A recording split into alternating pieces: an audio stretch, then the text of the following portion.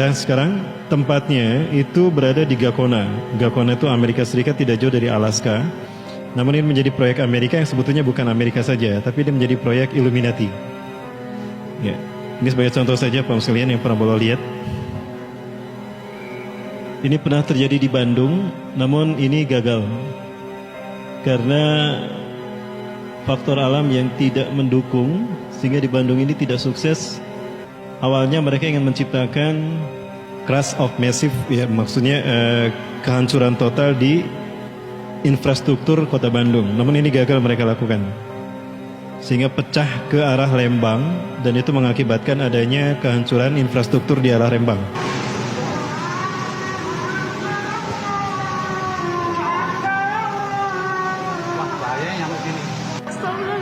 Nah, kalau dilihat dari bawah seperti ini,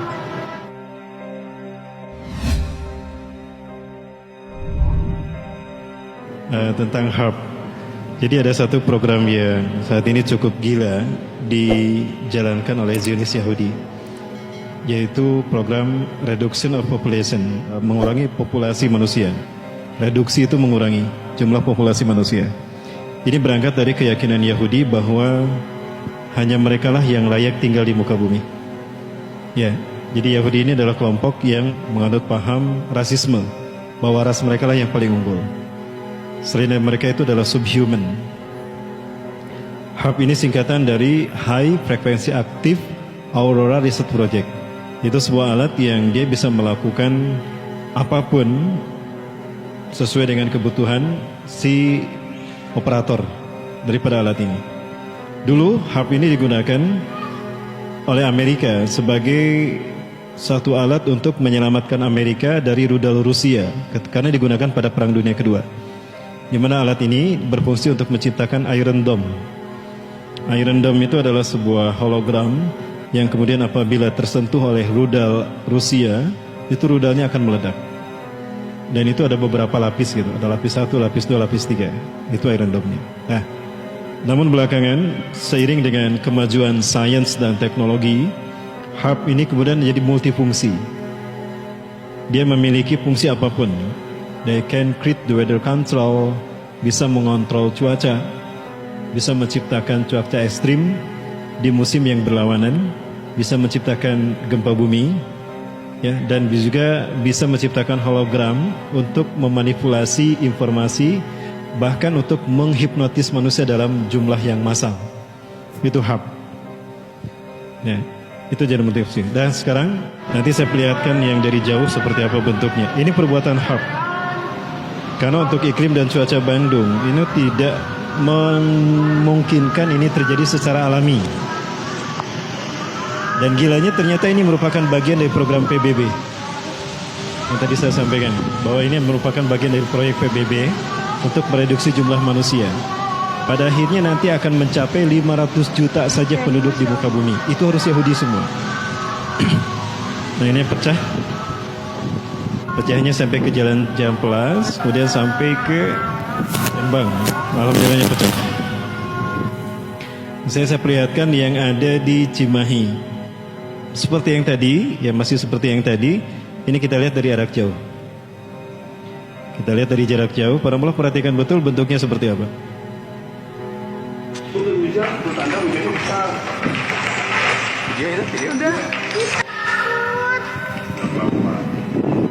Nggak apa-apa, Om. Enggak apa.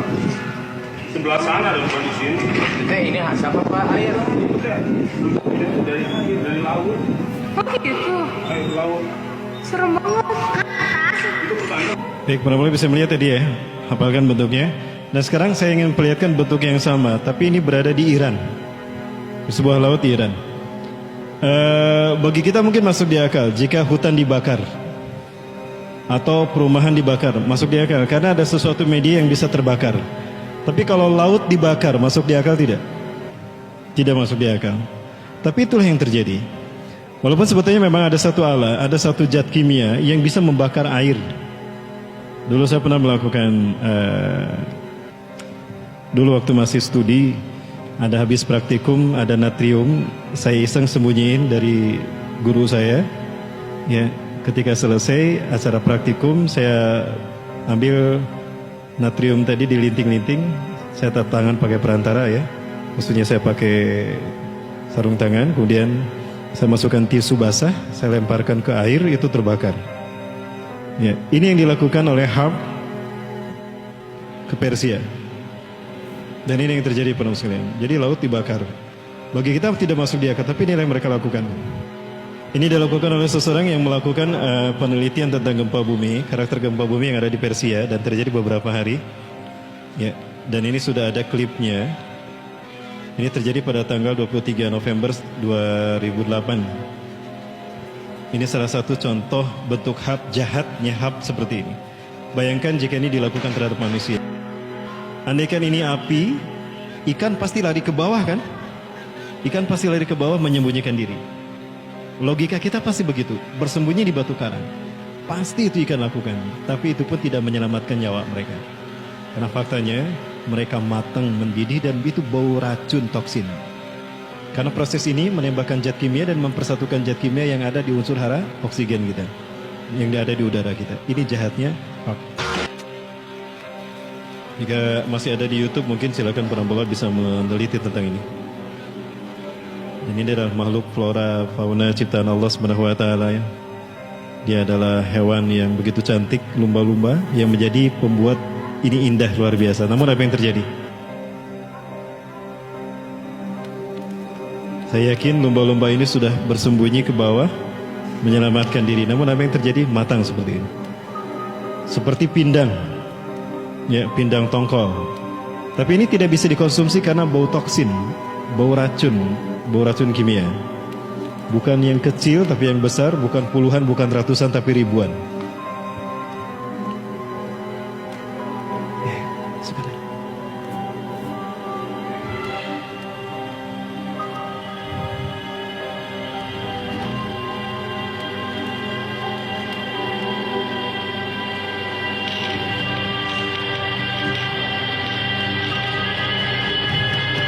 Nah, adakah PBB menghukum Amerika telah melakukan kehancuran, kerusakan pada satwa, flora dan fauna, ekosistem?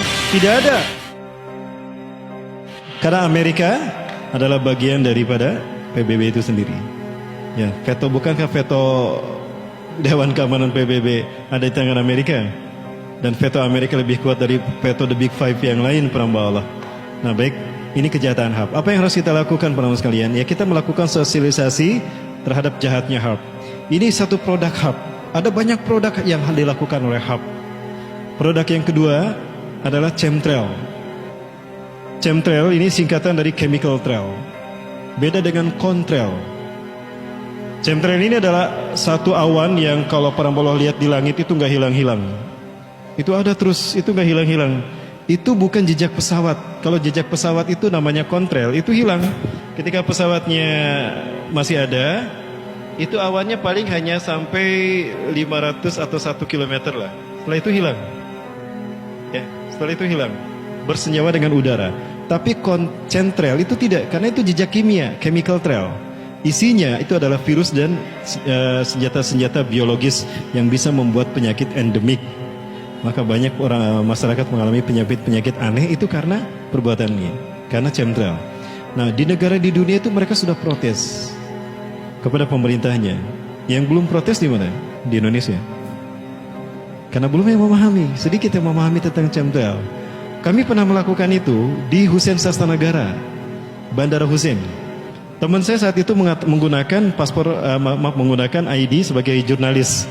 Pak, saya jurnalis yang ingin tanya, itu jejak pesawat apa? Dan itu pesawat yang terbang. Rata-rata pesawat ini terbangnya jauh tidak terlihat. Nah, ini adalah senjata yang digunakan oleh Yahudi atas nama PBB untuk mengurangi jumlah populasi manusia. Ini jahat kan? Tapi ini menjadi iman PBB. Nah, apa yang harus kita lakukan, para sekalian? Kita melakukan edukasi dan kita menekankan penekanan, penetrasi kepada political will, pada pemerintah kita, bahwa itu berbahaya untuk masyarakat. Walaupun saat ini untuk rejim yang sekarang tidak mungkin bisa.